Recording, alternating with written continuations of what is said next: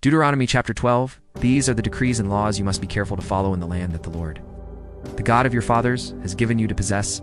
As long as you live in the land, destroy completely all the places on the high mountains and on the hills and under every spreading tree where the nations you are dispossessing worship their gods.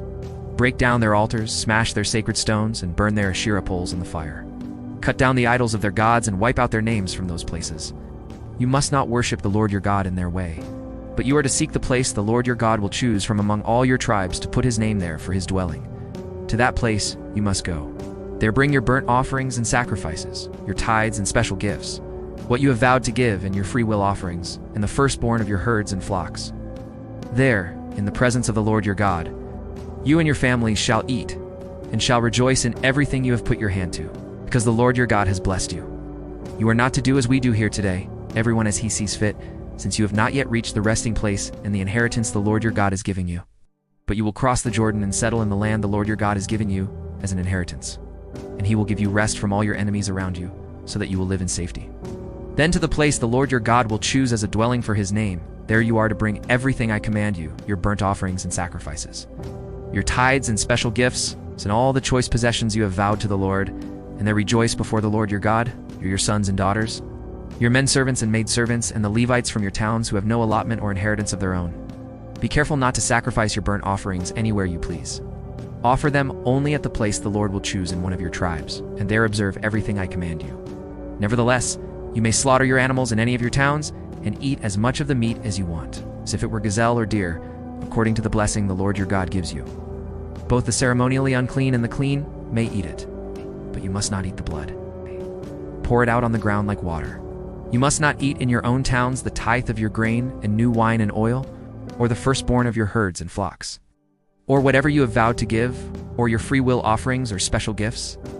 Instead, you are to eat them in the presence of the Lord your God at the place the Lord your God will choose you. Your sons and daughters, your menservants and maidservants, and the Levites from your towns, and you are to rejoice before the Lord your God in everything you put your hand to. Be careful not to neglect the Levites as long as you live in your land. When the Lord your God has enlarged your territory as he promised you, and you crave meat and say, I would like some meat, then you may eat as much of it as you want. If the place where the Lord your God chooses to put his name is too far away from you, you may slaughter animals from the herds and flocks the Lord has given you. As I have commanded you, and in your own towns, you may eat as much of them as you want. Eat them as you would gazelle or deer. Both the ceremonially unclean and the clean may eat. But be sure you do not eat the blood, because the blood is the life, and you must not eat the life with the meat. You must not eat the blood. Pour it out on the ground like water. Do not eat it, so that it may go well with you and your children after you, because you will be doing what is right in the eyes of the Lord.